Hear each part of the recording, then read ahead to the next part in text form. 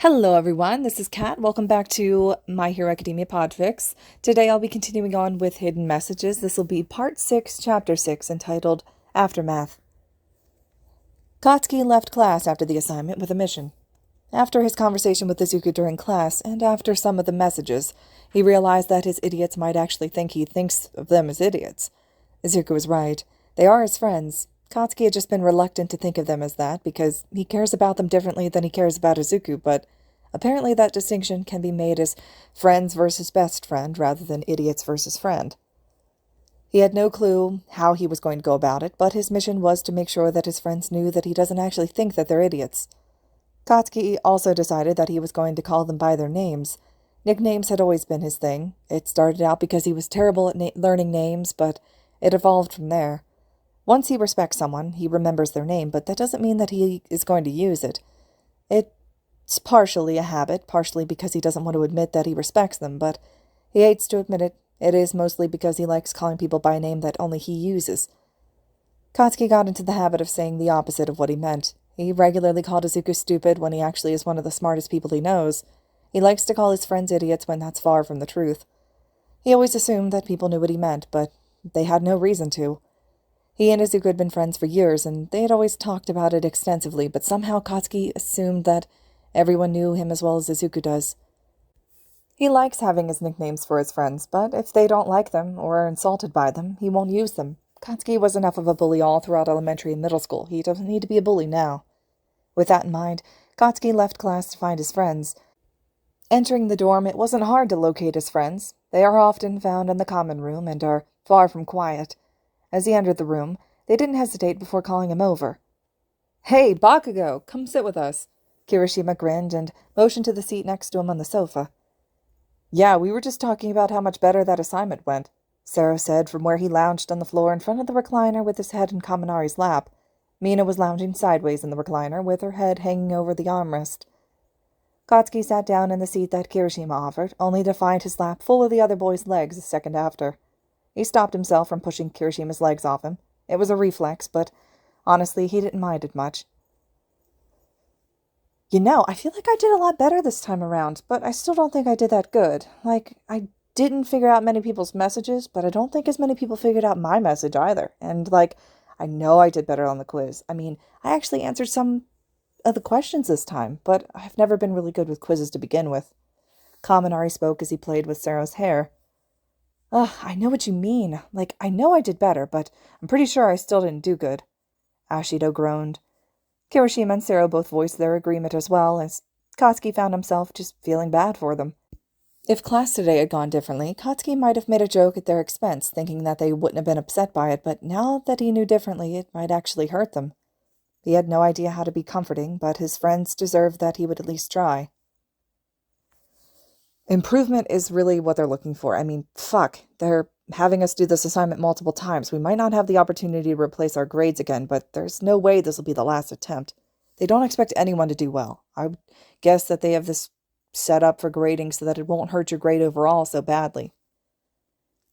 Easy for you to say. I heard from Tetsu that you and Midoriya got the highest score ever, Kirishima said lightheartedly. What? Mina, Kaminari, and Sero all practically yelled at once. Katsuki sighed. Yeah, but the only reason we were fucking even told about it was because they were checking to make sure that we didn't have some fucking telepathy quirk or something. Holy shit, they thought you had a secret telepathy quirk? What the heck was your score? Mina sat up and turned to look at him. 165, but that's not the fucking point. Your scores were a lot more expected than mine. They're asking us to do 3 things at once. All those 3 things could be a major fucking challenge on its own. Deku and I did well, partially because we've known each other since we were in fucking diapers.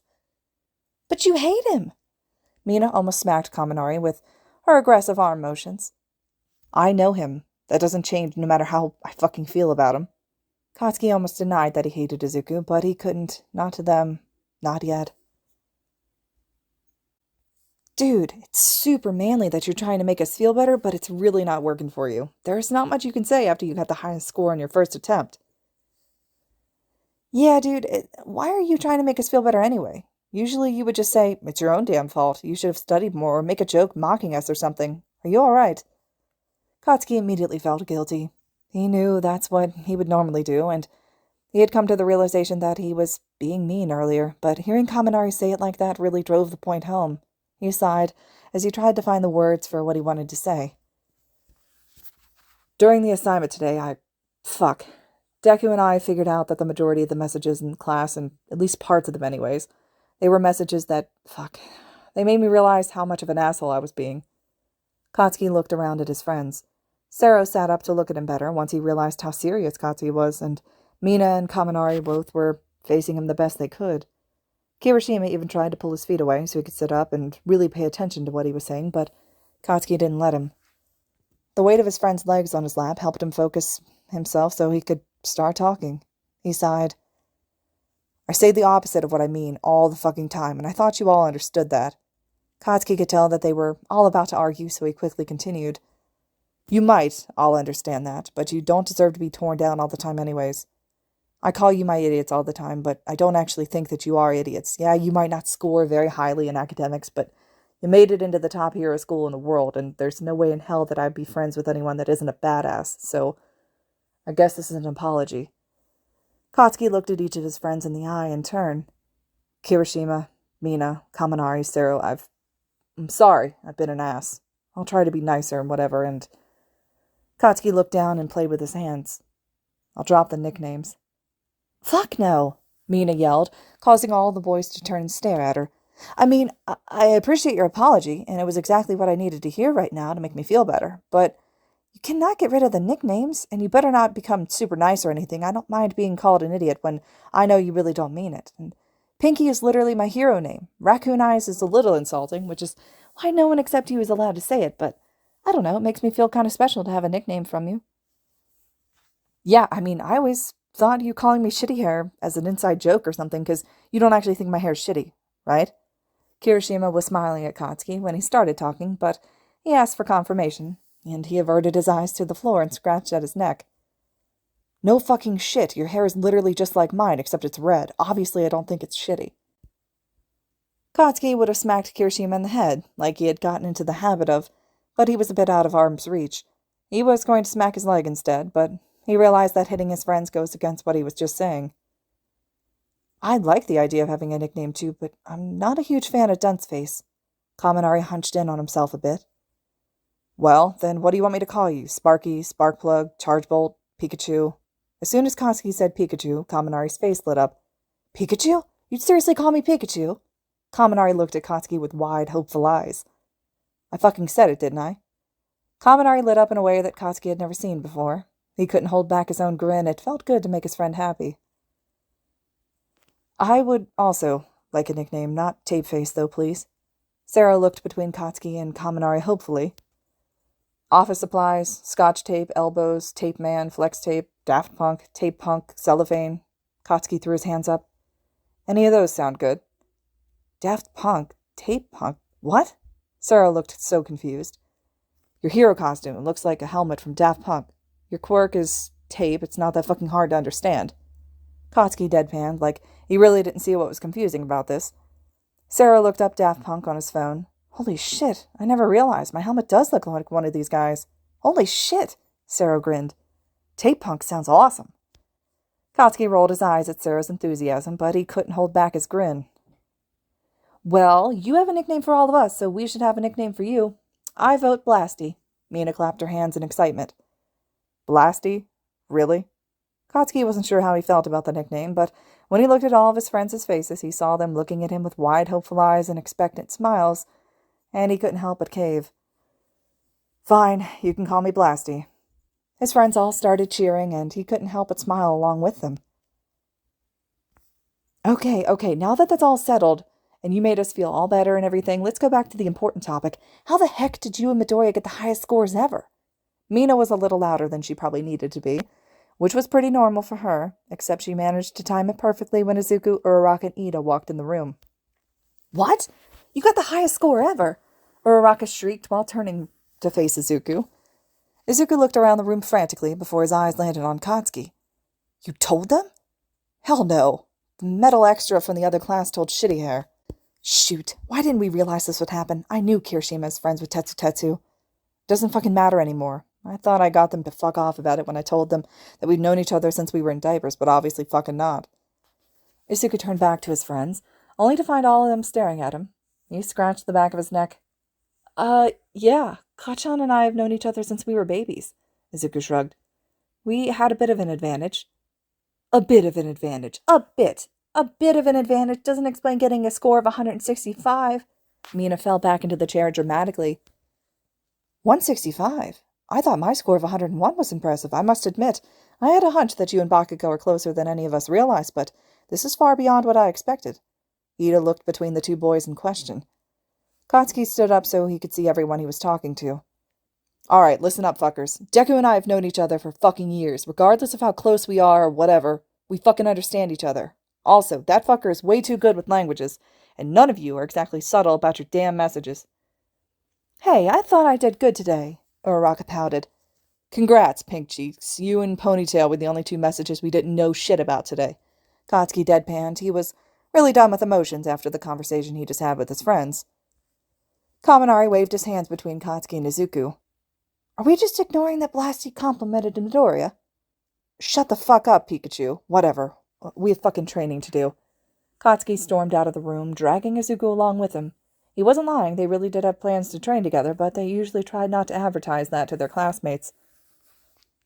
Izuku was silent as Katsuki dragged him away. They separated in the hall for just a second without a word, before meeting up at the front door, dressed and ready to work out.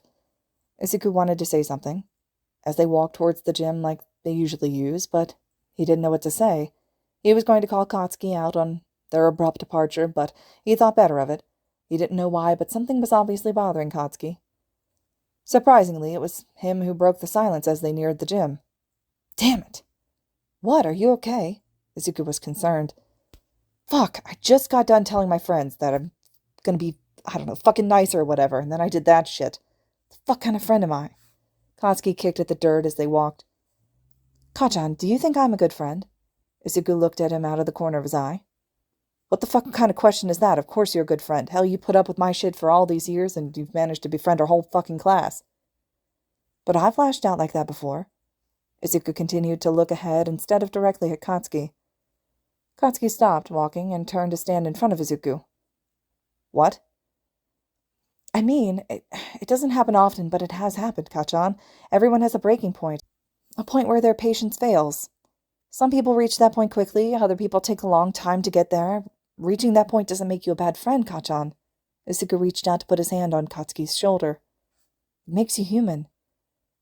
What would make you a bad friend is if you didn't feel bad about it. After we finish here, go and apologize, and try to avoid lashing out in the future. Your friends care about you. They'll understand.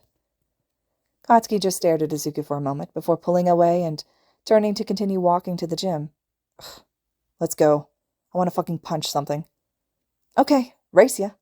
Izuku took off before he finished what he was saying, and he knew Katsuki always felt better after a little competition. Just like he expected, Katsuki chased after him. Not wanting to ruin Katsuki's mood even more, Izuku slowed a bit so that Katsuki had a chance to catch up. To his surprise, as soon as Katsuki caught up to him, he pushed Izuku off balance, and Izuku laughed and sped up to catch up to him. Once he did, he returned the push, and the rest of the race continued similar to that. They took turns pushing each other and racing ahead, laughing the whole time. By the time they reached the gym, they were out of breath, both from running and from laughing. They continued good-naturedly to shove each other as they actually started their training with smiles on their faces. Training went well for both of them. They started with a dynamic warm-up before moving on to some weight training and then ended with corkless sparring, their usual training routine. Occasionally they will get All Might to join them for the sparring so that they could use their quirks, but he had a meeting every Friday that meant that he couldn't come. They didn't talk much on the way back to the dorm after showering and changing in the locker room. Izuku was lost in his thoughts about how all his friends knew how well he did on the assignment. It wasn't that he wanted them to think that he did bad or anything, he just didn't want to answer their questions. They also aren't big fans of Katsuki, and Izuku really didn't want to hear any comments on it. When they finally had made it to the dorm, Izuku headed up to his room. As he reached the stairs, he heard Katsuki beelining towards his friends, and he smiled sadly. He was really happy that Katsuki had friends that he was willing to be honest with and try to be nice to, but Izuku was a little jealous. Katsuki and him were making progress in their relationship, but he doubted that Katsuki would stop being mean to him. He knows that Katsuki doesn't mean it. It was the plan they came up with all together all those years ago, and he thought that he was fine with it, but seeing Katsuki work so hard on his other friendships, it hurt a bit. Katsuki thought about what he was going to say to apologize for the entire walk back to the dorms. As soon as he got inside, he rushed over to where his friends were all hanging out and in front of the TV. He caught their attention as soon as he started his apology. I'm really sorry for earlier. Dude, you have nothing to be sorry for. I pushed too far. That's on me. I'm the one who's sorry. Kaminari barely let him start. Yeah, and I'm sorry too. I shouldn't have brought up the conversation in the first place. You and Midoriya obviously wanted to keep your scores private, but instead I announced it to everyone. Mina spoke up immediately after Kaminari. Katsuki looked at the two of them in confusion. He was expecting them to be upset with him, not for them to be apologizing to him. We were talking about it after you left. This being nicer thing is a two-way street. It's not manly for us to just push past your boundaries like that, Kirishima added. Yeah, dude. Sarah paused for a second like he was expecting Katsuki to say something, but he must have seen how uncomfortable Katsuki had gotten with the whole conversation, because he changed the subject. We were about to start a Smash tournament. You want in? Sarah held out a Switch controller. Fuck yeah, you fuckers are going down. Katsuki took the controller, and he sat down with his friends. Izuku wished that he could say the assignment wasn't brought up the rest of the weekend, but that seemed to be the only thing that some of his friends would talk about. By Saturday morning, news had spread to everyone in the class about Katsuki and his scores on the first iteration. For the most part, the rest of his classmates didn't bother him about it, but the same couldn't be said about his friends. Some of his friends were calm, others weren't. Ida didn't care much about his score after the initial conversation on Friday. He was more interested in how to improve. He wanted to know any tips that Izuku could give, seeing that Izuku had gotten such a high score and he had figured out Ida's message. Meanwhile, Todoroki took advantage of the fact that Izuku had figured out his message to talk to him about it, while also asking for tips similar to Ida. Izuku didn't mind talking to them about it. They respected that he didn't want to talk about certain things, so they didn't ask him. Sue wasn't the worst to talk to, but she didn't shy away from questions he didn't want to answer, like usual. She was blunt, and would ask whatever questions that she came up with. She had no issues with him not answering, but Izuku felt a bit awkward anyway. Uraraka was by far the worst. She constantly asked him how he and Katsuki communicated and what other people's messages were. She also kept pestering him about how he could possibly work with Katsuki. He had no idea how to answer her. He was really tired of hearing his best friend get insulted over and over again, and she was refusing to stop asking, so he just started avoiding her. Shinso probably had his favorite reaction, though, so he spent most of the weekend with him. When he first found out, Shinso asked Izuku for a few tips, but after that one short conversation he didn't mention it again. Izuku could hang out with him and forget about the assignment, so that's what he did for the entire weekend. The only time he spent with anyone else was the class movie night, but he showed up right when the movie started and left right when it ended so as not to give anyone time to talk to him about it. All weekend he wished he was like Katsuki, who hadn't been questioned at all after he lashed out during the initial conversation. He may have told Katsuki he lashes out sometimes, but he does his absolute best to avoid it. Izuku always expects that his friends will leave him. That's all he's ever known, so he can't lash out and give them a reason to. Monday morning came, and he knew that he couldn't avoid it anymore. He walked into class dreading the comments he was surely going to get after the quizzes were handed back. I have your grades back from the assignment on Friday. Majority of you did improve your score, so this new score will replace the old one. If you did do worse this time around, don't worry. You get to keep your old score. Just like last time, I will be giving the same lecture again today during Foundational Heroics. If you got above a 75 on the quiz portion, you have the option to attend a practical lesson with All Might instead. Just like Izuku expected, Aizawa started out class talking about their scores on the assignment. Before I hand these back, I would like to talk about a few things. First, some of these messages touch on things that people may not want talked about or spread around. Part of being a hero is recognizing what information should remain private. Respect your classmates, and don't bring up anything that they're not comfortable sharing. The second thing I would like to mention is that, while there may not be another assignment like this one, to replace your scores, there will be similar assignments in the future. If you did not score well, continue to think about how you can improve, but don't worry about it too much. There will be ample opportunities to bring up your final grade. As soon as Aizawa finished speaking, he handed the quizzes back. Upon seeing his paper, Izuku started a silent conversation with Katsuki. 170! Kachan, we got 170! We beat our record! Of course we did. We fucking killed it.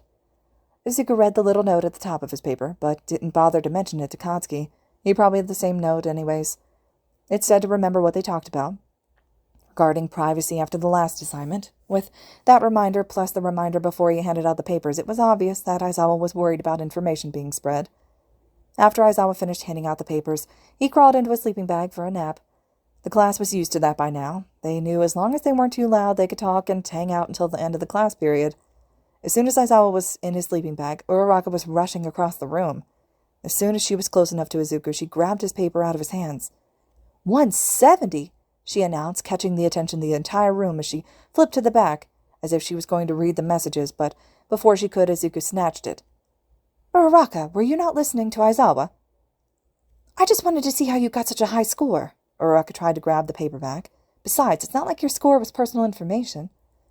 Izuku darted away to the other side of the room. The whole conversation had been loud enough that everyone was paying attention, so there was no point in trying to contain it.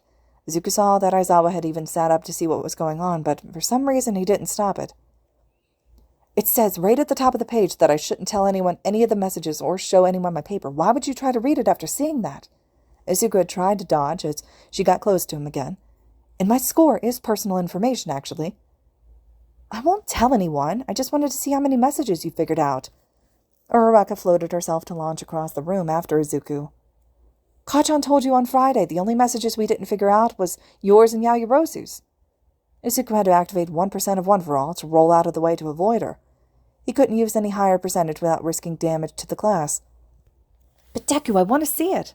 Unfortunately, 1% isn't fast enough to avoid Uraraka's new moves. She got close enough and reached out to grab the paper, but right before her hand could close around it, she was wrapped in Aizawa's capture weapon and pulled away. Uraraka, detention. I recall saying that part of being a hero is knowing what information should remain private. You had multiple warnings that this quiz contains private information, yet you continued to attempt to see it anyway. That's enough. A full week of detention. And you then decided that it was acceptable to use your quirk in my class, which will award you another week. I expected better out of someone who has already been exposed to confidential information. Izuku sighed in relief and went back to his desk. Aizawa could give him a week or even a month of detention for using his quirk in class, and he wouldn't care. While he wasn't able to keep his scores private, he was able to keep his classmates' secrets safe, and that was enough to make it worth it. To his surprise, Aizawa just released Uraraka and went back to his bag. Deku used his quirk too, Uraraka blurted out before Aizawa managed to zip himself up. He did what he could to protect his classmates' private information, Aizawa deadpanned before zipping himself up in the sleeping bag again. The class remained quiet for the rest of the period. That whole thing had put them off at talking about their scores. Izuku was grateful for it. He didn't want to hear anything about his score, and he didn't want anyone else to question what messages were so private. He did, however, have no problem talking to Katsuki about it. After, of course, he put his quiz away so no one else would try and sneak a peek. I knew that people would question me about my score after Friday, but I didn't expect that. Izuku sighed loudly, not caring that others could hear. No one fucking expected that. She was fucking ruthless. I mean, she spent all weekend questioning me whenever she could, but I thought that maybe hearing Aizawa say that some of the information should remain private would deter her. Deku, I'm pretty new to this whole friend thing, but she doesn't seem like a very good one. What? No, she's great. She's just really curious, that's all. Izuku felt like he was lying as he said it, but he really did consider Uraraka a close friend. If you fucking say so. After that, they changed the subject to the hero fight that had been on TV that morning. The conversation continued through all their classes until lunch. Izuku went to follow his friends to lunch when Shinso suddenly grabbed him and pulled him away from the rest of the class. As soon as they were alone, Shinso started talking. I hope you don't mind. My dad told me what your message was. Izuku was about to start apologizing, but Shinso spoke faster to cut him off. It's okay. I was thinking about telling you and Kaminari anyways. But you weren't going to tell Kachan. I'm sorry. I wasn't going to tell him, but you trust him. And I know he's one of Kaminari's friends. Shinso sighed. He wasn't my first choice of people to tell, but honestly, he doesn't seem to be the worst to know. Actually, that's why I pulled you aside. I wanted to thank you. Huh? For this morning. I don't mind Bakugo knowing, but I don't really want Uraraka to know. She's nice and all, but she likes to talk, and I don't really want all the questions. Before this weekend, Izuku would have defended her, but after this weekend he found himself agreeing. I have no idea what other information you might have been protecting, but thank you for keeping that information from getting out. Well, when I came up with my message, I figured that only Mr. Aizawa and Katom would ever know about it. I purposely chose something that Mr. Aizawa already knew, just like I did the last time. That information was never meant to reach anyone else, and it won't reach anyone else if I can help it. Izuku shrugged. Thank you. You're a good friend. Shinso turned back to the way they came. Now, I don't know about you, but I'm hungry. They walked back to the cafeteria to join the rest of their friends. Izuku was a little worried about being near Uraraka, and when they walked up to the rest of the group, they were lecturing her about what she had done that morning. Izuku and Shinso turned around, not wanting to be near for any of that. Izuku followed Shinso out of the cafeteria to a tree, where they sat down with Shoji, Koda, and Tokiyami. Apparently, this is where they sit if they want to get away from the noise inside. After they silently nodded at the two newcomers, the whole group sat there eating their lunch, enjoying the sunshine and each other's company in silence. It was the most relaxing lunch Izuku had had in ages. All right, everyone, this concludes Chapter 6 of Hidden Messages. Chapter 7 will be next. Hope you guys are still enjoying this one, and as always, thank you all so much for listening.